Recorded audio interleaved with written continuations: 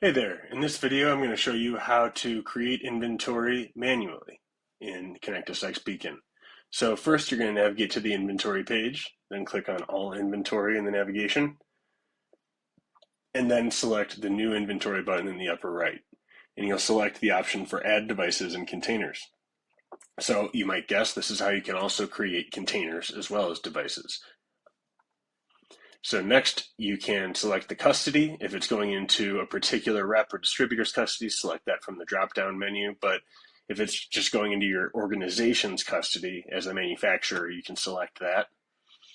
Then select the manufacturer of the inventory. We don't take for granted that you produced it. Maybe you're selling someone else's inventory. So select the manufacturer, and then the product line will automatically come from the catalog record. But if you'd like to select one, you can here.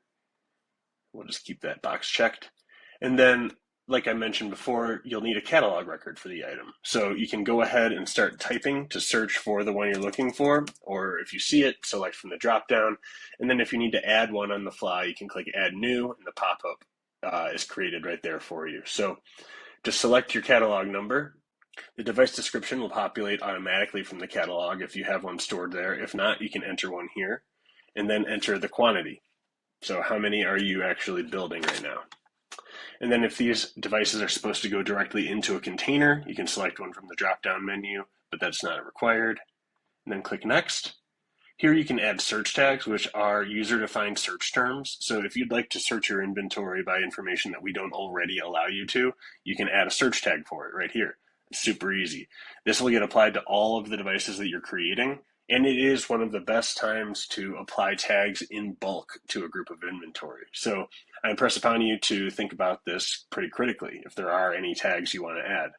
And then device notes you can also add here for added context.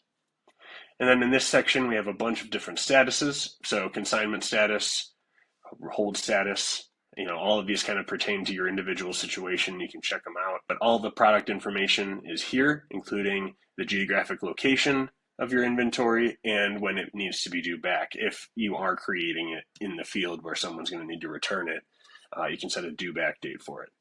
But more critically, setting up the billing info. So is this item going to be sold? Then check it as billable. And a list price. So this will be overwritten by any contract pricing you enter, but every device should have a list price if it's going to be sold.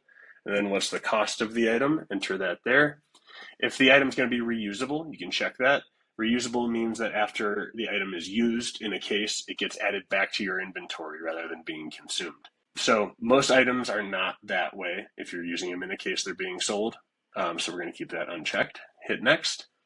Here you can add the UDI for an item. You can also enter the lot number manually.